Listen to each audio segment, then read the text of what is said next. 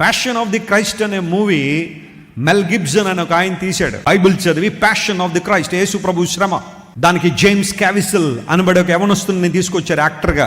అతనికి ఆ movie act చేసే సమయానికి 33 సంవత్సరాలు. ఇంక యేసు ప్రభు అలాగే ఉంటాడేమో, అంత చక్కగా ఉన్నాడు ఆయన. తీసుకొచ్చాడు, మూవీ షూటింగ్ అంతా అయిపోయింది, passion of the Christ release అయింది.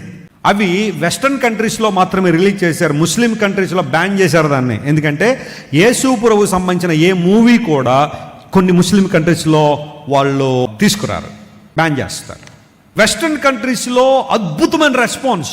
ఎప్పుడైతే ప్యాషన్ ఆఫ్ ది క్రైస్ట్ అనేక మందిని మార్పులో తీసుకొచ్చిందో, ఒక ముస్లిం అధికారి అమెరికాలో మూవీ చూశాడు. చూస్తే అతనికి చాలా సంతోషం అనిపించింది. యేసు ప్రభుని వారు ద్వేషిస్తారు కదా, ఆయన మరణాన్ని నమ్మరు కదా అసలు.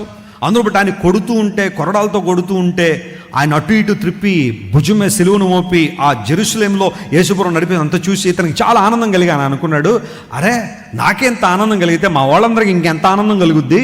అందును బట్టి మొత్తం అన్ని దేశాల్లో కూడా ప్యాషన్ ఆఫ్ ది క్రైస్ట్ తీసుకొచ్చేద్దాం, థియేటర్లో వేసి చూపిద్దాం, మన వాళ్ళందరికీ హ్యాపీగా ఫీల్ అవుతారంటే. ఆయన తీసుకెళ్ళింది ఒకటి, జరిగింది ఒకటి.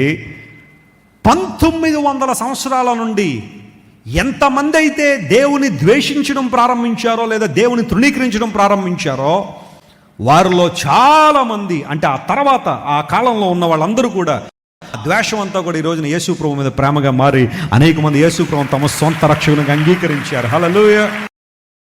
Download ShareChat.